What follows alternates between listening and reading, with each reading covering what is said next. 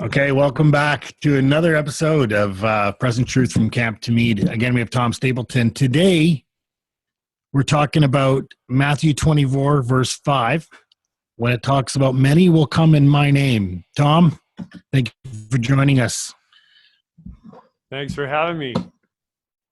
Yeah, so we got three questions here. First one is when, second one is what, third one is where. So when will they be coming, these people that Matthew's talking, or that Yeshua is talking about here in Matthew? When are they coming? Yeah. Great question. He was asked, what will be the signs of your coming? And the first thing he goes to is deceivers and false prophets coming in his name.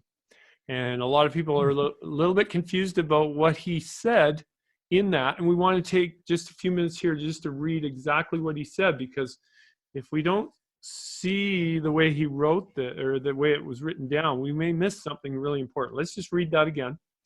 In Matthew 24, verse 4, it's prefaced by, as he sat on the Mount of Olives in verse 3, the disciples came to him privately saying, tell us, when will these things be, and what will be the sign of your coming in the end of the age? So he's obviously talking about the end of the age, the time just before the second coming.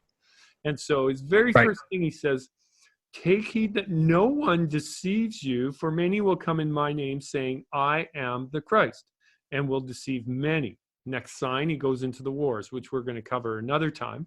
But the very first thing he talks about deception. Now, it's interesting, 4 times in Matthew 24, he goes back to the deception concept.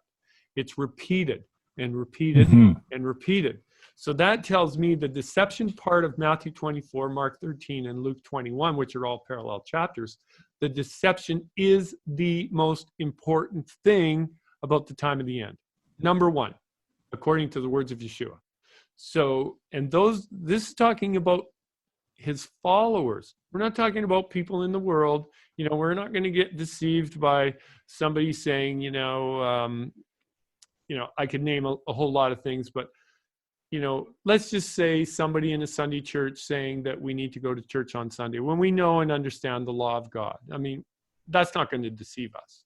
So we're looking at something a little more cunning, you might say. A little more cunning for believers at the time of the end. So he says, so what do you... Well, what I'm looking at and what I'm challenging people is exactly what does it mean that they are saying they're coming in his name saying that I am the Christ. Now, we need to put this in a little setting here. He's saying to James and John and Peter and Andrew, he's saying, many are going to come in my name saying that I am he. Okay. Right. So they're not saying that they're the Messiah. They're saying that Yeshua is the Messiah. Okay, you see where the deception gets a little better? They're not claiming to be the Messiah. They're claiming to be a follower of the Messiah. They're claiming to come in his name. Now, what does it mean to come in his name? It means two things. They're coming in the authority of Yeshua. No question about that. They're claiming to come in his authority, but they are claiming to come in his name as well. Now, we know that myself personally, I come in his name. I come in his authority. And I'm teaching in his name. I'm teaching in the name of Yeshua. Now it gets even more interesting. So those people that are coming in his name at the time of the end are coming in his actual name. Are you following me? Right. This is where the deception gets even better. Because when he said this, he was saying that they're coming in his name. We just need to figure out what that would be. That's in his name. That's in his name of Yeshua. So these people were coming in his authority and his name, both of them. They're speaking in the name of Yeshua. Go ahead. Sorry, you said at the time of the end. So that's amazing. Now, does that mean that this will only happen right at the time of the end? Is in like, if we're asking the when, is that a future only? Okay, that's good. It's actually starting now. It's actually starting now. And if we go to Luke, we can see that. It becomes, in my mind, it becomes clearer that it's a now thing. Where are you in Luke? I'm in Luke chapter 21. It's a parallel chapter. He says in Luke 21, verse 7, he starts off, same narrative. And they asked him, saying, Teacher, when will these things be, and what sign will there be when these things are about to take place? He's not asking him exactly the day and the hour. He wants to know ahead of time. So the question is directed ahead of time. So, and then he says, take heed in verse 8 of chapter 21 of Luke, take heed that you not be deceived, for many will come in my name saying, I am he. Again, I am he. So they're coming in his name, teaching in his name, saying, I am he. So Yeshua is he. He's the Messiah. And the time is drawn near. And there's the catch right there. That proves what I'm saying is correct, because they're saying that the time has drawn near. If they were claiming to be Yeshua or the Messiah, they wouldn't be saying the time is drawn near, because that was the question, when it's drawing near. Right. So they are claiming to be his followers and saying that the time of Yeshua's coming is drawing near. The time of the Messiah's coming is drawn near. All right. Okay. That leads right into my second question. What will they be saying? They will be saying things that are attracting you to somebody that would use the name of Yeshua. Now, I know I mix in circles with people that use the name of Yeshua. That's what he said, coming in his authority in his name. And they are teaching certain things. They are teaching that we need to obey the law of God in its entirety.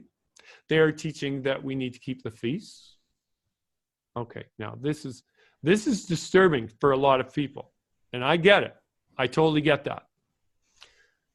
Paul says something interesting. He says in Acts chapter 20, and we'll put the verses up, he says that there will be grievous wolves that come among you. Men will rise up from among you, teaching things, leading people away. Okay?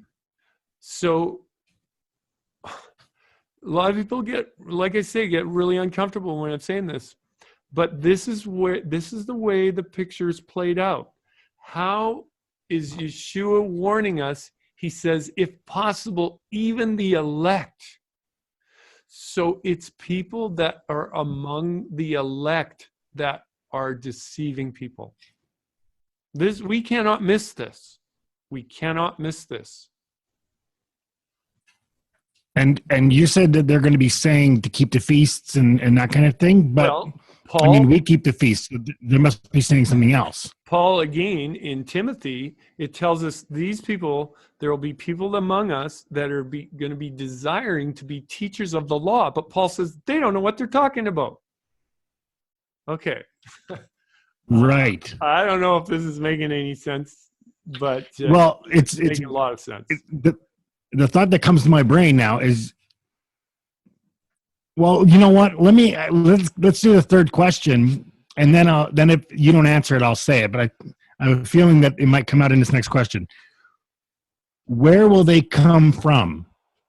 These people coming in his name that he's talking about. Paul tells us that they will come from among us. Okay?